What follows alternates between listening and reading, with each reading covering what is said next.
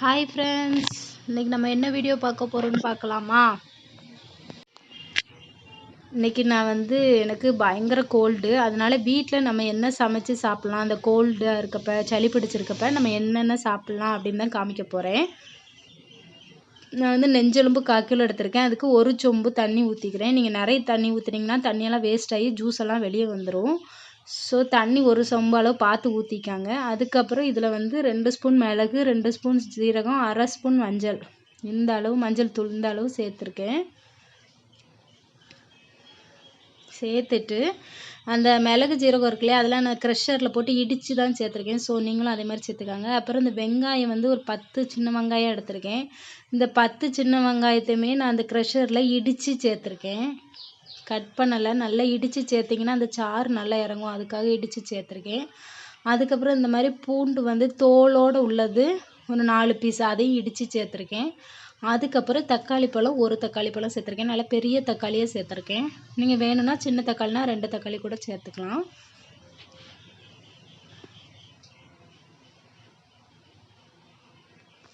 இவ்வளோத்தையும் ஆட் பண்ணிவிட்டு கடைசியில் உப்பு ஒரு 1/2 டீஸ்பூன் ஆட் பண்ணிக்கிறேன்.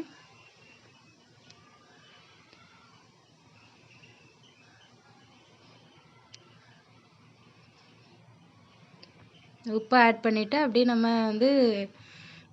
லைட்டாக கிண்டிட்டு க்ளோஸ் பண்ணிடலாம் குக்கரை. விசில் எத்தனை வைக்க போகிறீங்க அப்படின்னா, விசில் மட்டன் மாதிரி தான் இது வேகிறதுக்கு ஒரு 7 விசில் வர வைக்கணும். அப்போ தான் நல்லா குக் ஆகும். நல்லா குக் ஆனால் தான் இந்த நம்ம போட்டிருக்க வெஜிடபிள்ஸ் ப்ளஸ் அந்த மட்டன் எல்லாம் சேர்ந்து நல்லா சூப்பாகி நம்மளுக்கு ரெடி ஆகும். ஸோ நீங்கள் 7-8 விசில் வைங்க, அப்போ தான் உங்களுக்கு சூப்பு நல்ல திக்கான சூப்பாக ரெடி ஆகும். ஸோ நம்ம இப்போ க்ளோஸ் பண்ணிடுறோம்.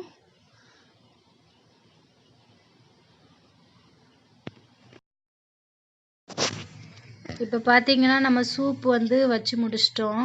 இந்த மாதிரி தான் இருக்கும் கன்சிஸ்டன்சி. இப்போ ஒரு பவுலில் நம்ம ட்ரான்ஸ்ஃபர் பண்ணிக்கலாம். நல்லா எல்லா இன்க்ரீடியன்ட்ஸ் போட்டதுனால சூப்பு நல்லா திக்காக நல்லா இருக்கும் குடிக்கவே. அடுத்தது நான் இது பெப்பர் அண்ட் ஜீரக பவுட்ரு வச்சுருக்கேன். இது நான் எப்போவுமே திரித்து வச்சுருப்பேன் எக்குக்காக. ஸோ அதில் உள்ளது. நீங்கள் வேணும்னா பெப்பர் பவுட்ரு மட்டும் ஆட் பண்ணிக்காங்க. ஆட் பண்ணிவிட்டு ஒரு ஸ்பூனை வச்சு கலந்து விட்டு நம்ம இப்போ ஹாட்டாக குடித்தோன்னு வச்சுக்காங்களேன், நம்மளுக்கு சளி எல்லாமே ஓடிடும் நம்மளை விட்டு. இதிலேருந்து நீங்கள் எலும்பு கூட உள்ளே போட்டுக்கலாம். வெஜிடபிள்ஸ் எலும்பு ஏதாட்டு பிடிச்சிருந்துச்சுன்னா நீங்கள் அதை கூட போட்டு ஆட் பண்ணி சாப்பிட்டுக்கலாம். நான் ப்ளைனாக தான் இருத்து குடிக்க போகிறேன். இப்போ நான் நாட்டுக்கோழி குழம்புக்கு தான் ரெடி பண்ண போகிறேன். இதெல்லாம் அரைக்க வேண்டிய ஜாமான். இதில் 2 ஸ்பூன் பெருஞ்சீரகம், 2 ஸ்பூன் சின்ன சீரகம், 2 ஸ்பூன் மிளகு, 2 பட்டை, 2 ஏலக்காய், 2 கிராம்பு, அப்புறம் ஒரு 5-6 பல் பூண்டு, தேங்காய், இஞ்சி. இப்போ பார்த்திங்கன்னா ப்ரொசீஜர் ஸ்டார்ட் பண்ண போகிறோம். நாட்டுக்கோழி குழம்புக்கு நான் நல்லெண்ணெய் ஊற்றிருக்கேன். ஒரு 4-5 டேபிள் ஸ்பூன் நல்லெண்ணெய் நிறைய ஊற்றிக்கோங்க. நல்லெண்ணெய் ஊற்றி இப்போ கொதிச்சுக்கிட்டு இருக்கு. கொஞ்சம் கொஞ்சமாக நிறையா வருதா, அந்த பிறகு இப்போ நம்ம தாளிக்கிற ஐட்டம்ஸ் போட போகிறோம். தாளிக்கிறதுக்கு நான் ஃபஸ்ட்டு என்ன போடுறேன் அப்படின்னா, அந்த கடல் பாசின்னு சொல்லுவாங்க இல்லையா, நல்ல ஸ்மெல்லாக இருக்கும். அந்த கறி மசாலா அந்த பவுடர்லாம் ஆட் பண்ணியிருப்பாங்க இல்லையா, கடல் பாசி, அதை தான் ஃபஸ்ட்டு போட போகிறேன். அது நீங்கள் போட்டிங்கன்னா ஃபஸ்ட்டு ஃப்ளேவரே செம்மையாக இருக்கும். ஸோ அதனால் நான் அதை ஃபஸ்ட்டு ஆட் பண்ணுறேன்.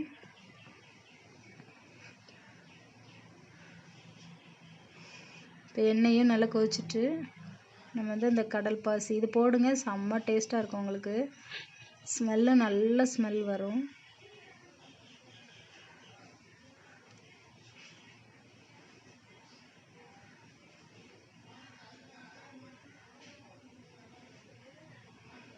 அடுத்தது 2 பட்டை போட்டுருக்கேன்.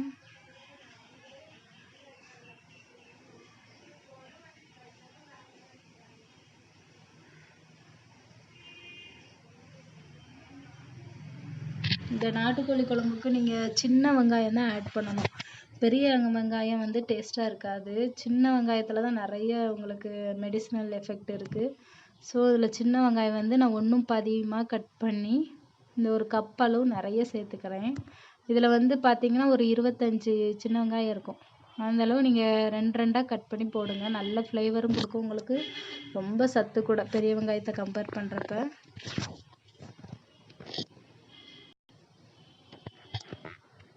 இப்போ சின்ன வெங்காயம் போட்டு வதங்கிக்கிட்டு இருக்கப்பே நம்ம வந்து பச்சை மிளகா, தக்காளி அதெல்லாம் ஃபாலோ போய் ஒன்று ஒன்றா போட்டு வதக்கிக்கலாம்.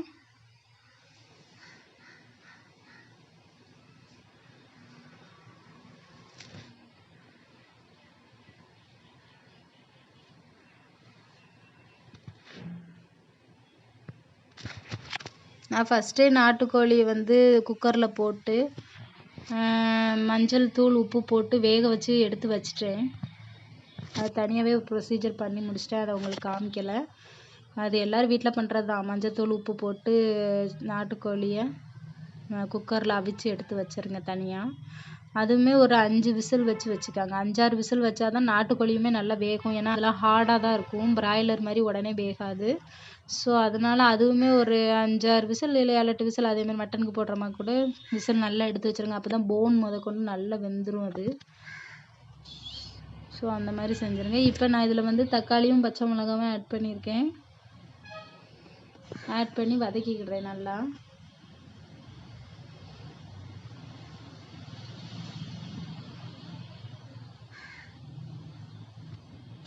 இது நல்லா வதங்கின பிறகு நம்ம மசாலா எல்லாமே ஆட் பண்ணணும்.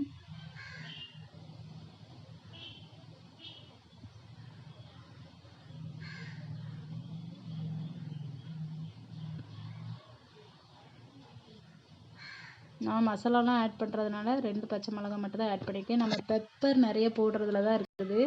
பச்சை மிளகா போடுறதோட நம்ம பெப்பர் போடணும். ஏன்னா நம்மளுக்கு இப்போ சளி உடையதுக்கு தான் செய்ய போகிறோம். ஸோ அதனால் பெப்பர் நிறைய ஆட் பண்ணால் தான் சளியெல்லாம் நம்மளை விட்டு போகும். ஆன்டிபயோட்டிக்ஸ்லாம் அந்தளவுலாம் எடுக்காதீங்க, அதெல்லாம் நல்லதே கிடையாது. நீங்கள் இந்த மாதிரி வீட்டில் செய்கிற ரெமெடியே பாருங்கள்.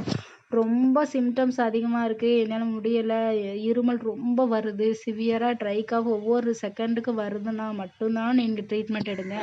மற்றபடி சாதாரணமாக சளி பிடிக்கிறவங்களுக்கு, இந்த பனிக்காலத்தில் சளி பிடிக்கிறவங்களுக்குலாம் வீட்டில் இருக்கிற ரெமடியை வச்சு யூஸ் பண்ணிங்கன்னா உங்களுக்கு உடம்பு வந்து ரொம்ப ஆரோக்கியமாக இருக்கும். நான் வந்து இதில் மசாலா என்ன ஆட் பண்ணியிருக்கேன்னா மஞ்சத்தூள் 1/2 டீஸ்பூன் ஆட் பண்ணியிருக்கேன். அதுக்கப்புறம் வத்தல் தூள் வந்து ஒரு 2.5 ஸ்பூன் ஆட் பண்ணியிருக்கேன்.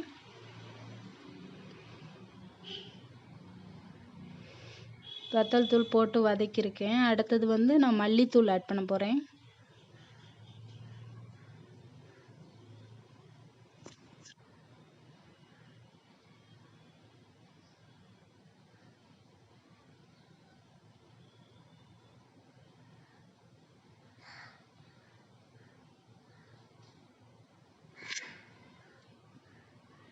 மல்லித்தூள் வந்து ஒரு 4 ஸ்பூன் ஆட் பண்ணியிருக்கேன்.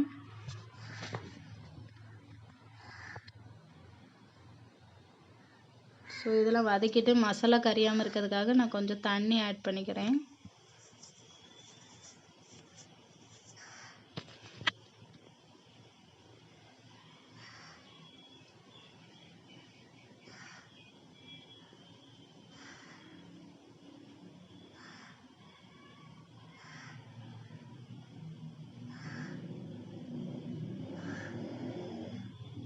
நான் அதுக்கப்புறம் அரைக்கிறதுக்கு தேவையான மசாலா எல்லாமே உங்களுக்கு ஃபஸ்ட்டே சொன்னேன் இல்லையா, தேங்காய், இஞ்சி, பூண்டு அதெல்லாம் மசாலா தனியாக அரைச்சி அதை ஒரு மிக்சியில் எடுத்து வச்சுக்கிட்டேன்.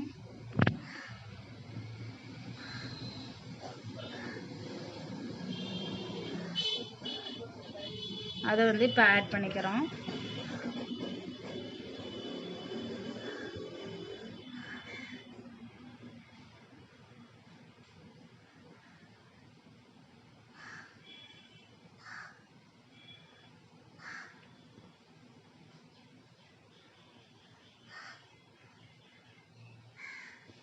இனிமேல் இந்த மசாலாலாம் போட்டுட்டோம் இல்லையா, இனிமேல் நல்லா கொதித்த பிறகு நம்ம செஞ்சு வச்சுருக்க நாட்டுக்கோழியை அவிச்சு வச்சுருக்கோம் இல்லையா குக்கரில், அதை வந்து இதில் ஆட் பண்ணி நல்லா கொதிக்க விடணும்.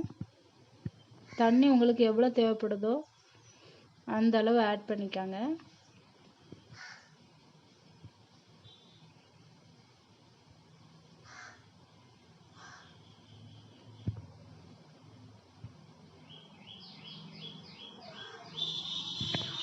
நல்லா கொதிக்க விட்டு நீங்கள் வந்து இந்த கோழி இது அவிச்சு வச்சுருக்கீங்க இல்லையா குக்கரில், அதையும் ஆட் பண்ணி நம்ம க்ளோஸ் பண்ணி நல்ல ஒரு 15 நிமிஷம் நல்லா சிம்மில் வச்சு கொதிக்கணும்.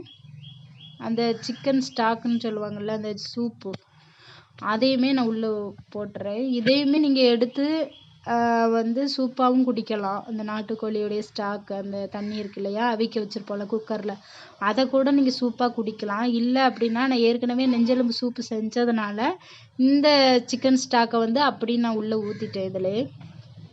இப்போ நல்லா கொதித்து ஒரு 15 நிமிஷம் மூடி வச்சுருங்க. மூடி வச்சு நல்லா கொதிக்கட்டும்.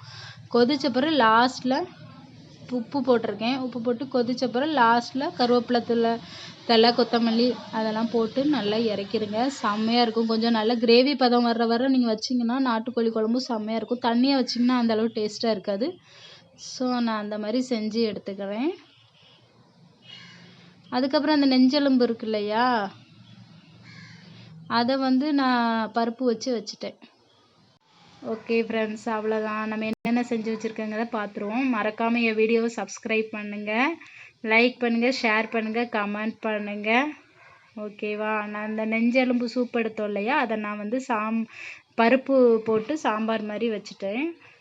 அதுக்கப்புறம் ரசம் வச்சுருக்கேன். ஸோ எல்லாமே சளிக்குரிய ஐட்டம்ஸ் தான் நான் வச்சு பண்ணி சாப்பிட்ருக்கேன். ஸோ நீங்களும் செஞ்சு பாருங்கள் ஃப்ரெண்ட்ஸ். பாய்.